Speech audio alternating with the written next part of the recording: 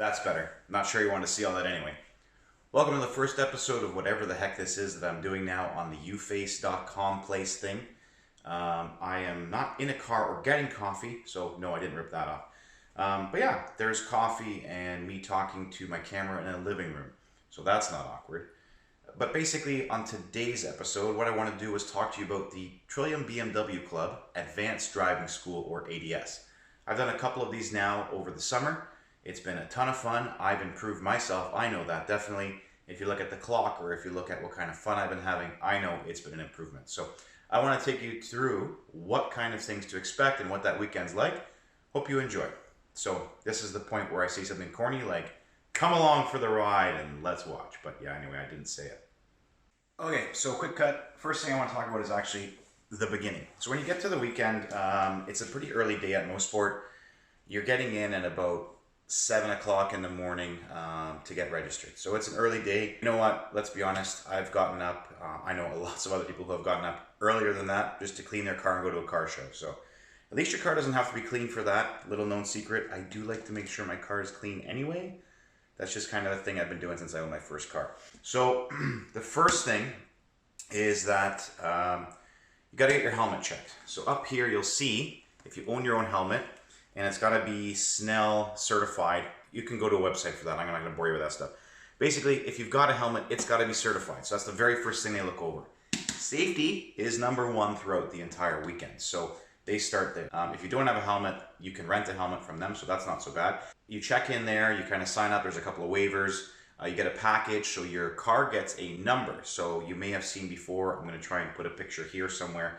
Anyway, basically your car gets a number based on your class, and then a number, you know, it basically associates your car to a master list of names, and it allows the marshals and both anyone who runs the school to be able to identify a car that may have a mechanical issue or a driver issue. So that's why the numbers exist. So once that's done, you kind of go over to the paddock, the pit area, and kind of just make sure your car's set up, you chill.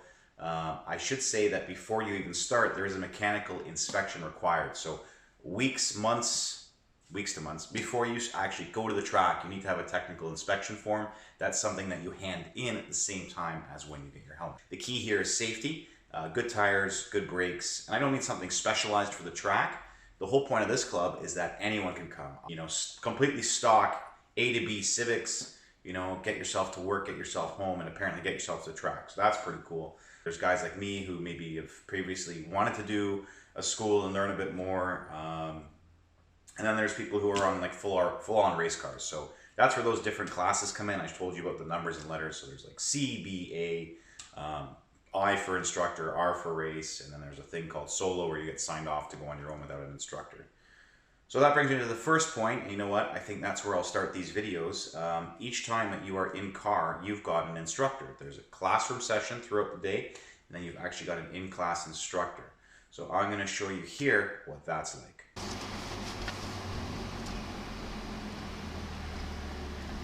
All right, so you show your wristbands to the marshals, you head out on track, you've done your safety meeting, potentially you've done some class time already.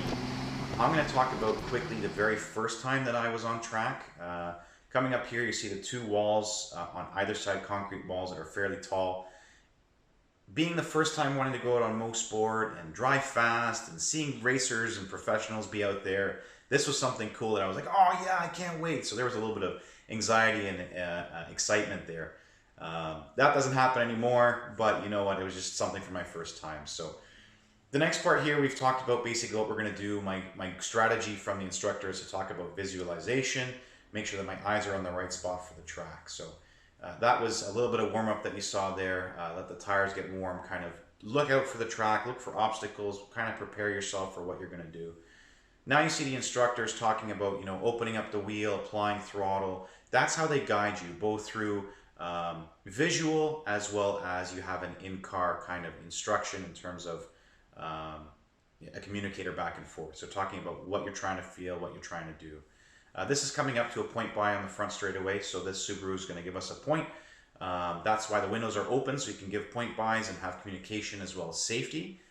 Also wind noise, so sorry about the buffeting.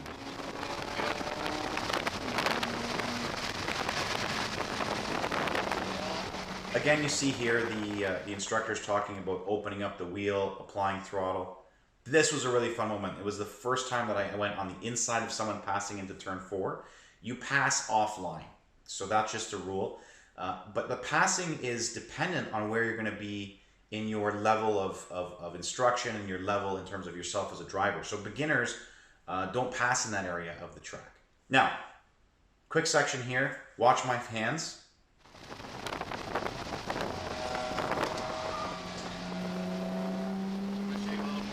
That was a screw. It was something very minimal, but essentially what happened was I was missing my visual cue and where my eye should have been, and I tried to correct where I wanted to be in the corner, and I shouldn't have done that at that particular corner or at that speed. What I did was upset the balance of the car, and I had to catch it. It was a very minute thing, but that was a catch.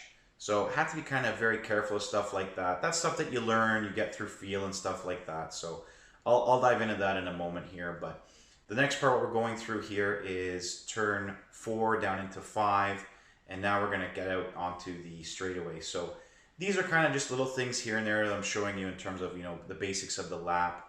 The straightaway, I want to, yeah, did you catch that?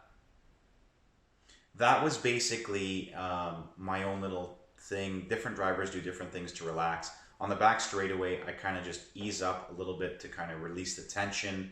You get excited, you know, and the key thing is to be calm, focus on visualization. You're not supposed to be distracted by anything. So again, you see the instructor kind of, you know, giving that guidance. So you may get more instruction, you may get less instruction. Your instructor may go quiet just to kind of see what you do on your own.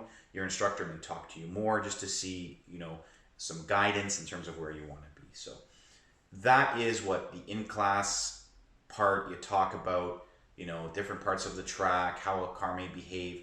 While you're in the car, it's the practical in terms of what you're doing. Again, you see 2 point buys there. The instructor's like, okay, you got both point buys, go for it.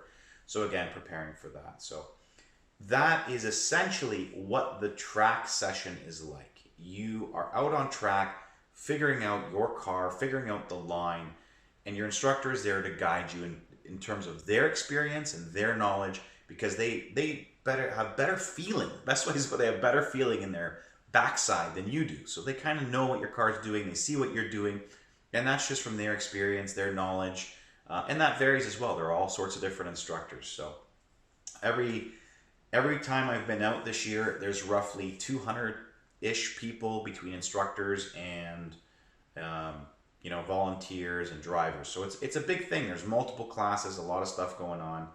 But yeah, let's take you through some other stuff now. Okay, so earlier I was talking about that little mistake that I made in the catch. Watch this E30 here. It's a Motorsports E30. It's kind of out there on the skid pad. What this person is doing right now is trying to find the balance and limit through acceleration and deceleration while going around this circle.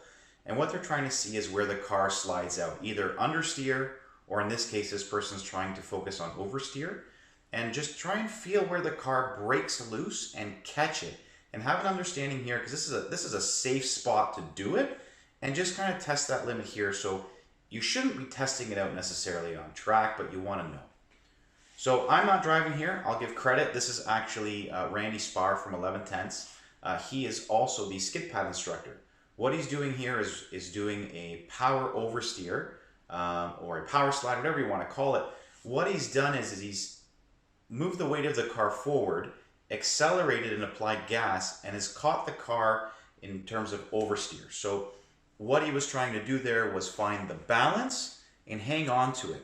So the slip, where basically he's turning into the power and the outside or rear of the car is swung out, the wheels are where he's going, and essentially finds that balance. So this is the kind of stuff that you learn on the skid pad through a couple of different formations that he sets up for people to learn.